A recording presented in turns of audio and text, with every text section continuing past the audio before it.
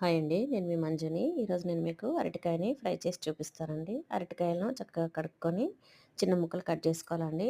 కల్లుప్పేసి కొద్దిగా సేపు నానబెట్టుకోవాలా. తర్వాత ఆనియన్స్ అయితే తీసుకోవాలా.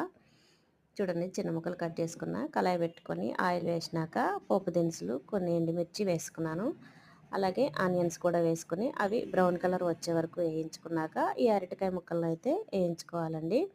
వేసుకున్నాక ఉప్పు, పసుపు వేసి మూత పెట్టుకోవాలన్నమాట. సన్న మంట మీదే ఏగించుకోవాలండి. హైలో పెడితే మాడిపోతుంది. అదిగే ఇది కొంచెం జిగురుగా ఉంటుంది కాబట్టి అంటుకుంటుంది కాబట్టి ఆయిల్ కూడా కొంచెం ఎక్కువ వేసుకోవాలా. వేసుకున్నాక ఇట్లా అరటికాయ ముక్కలు వేసినాను చూడండి.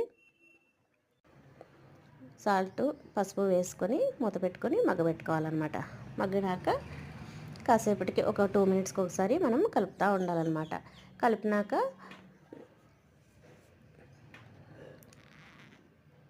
మళ్ళీ మూత తీసి ఇదిగోండి కారపొడి, ధనియాల పొడి అయితే వేసుకున్నాను నేను.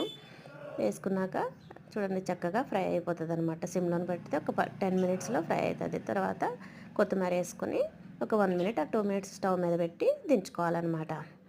చక్కగా ఫ్రై అయిందండి అరటికాయ. దీన్ని రసంలో పెట్టుకొని మనం రైస్లో పెట్టుకొని రసం పెట్టుకుంటే తినడానికి బాగుంటుంది అనమాట. లేదంటే చపాతీ రొట్టె కూడా బాగానే ఉంటుంది. అరటికాయ కూర కూర బాగుంటుందండి. అలాగే ఫ్రై కూడా బాగుంటుంది. ఈరోజు బ్రేక్ఫాస్ట్ అయితే ఊతప్పాలు వేసినానండి. అలాగే పప్పుల పప్పుల చట్నీ చేసినాను అనమాట.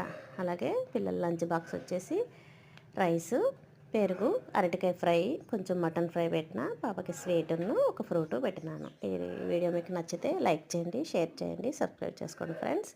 Thanks for watching. Bye bye.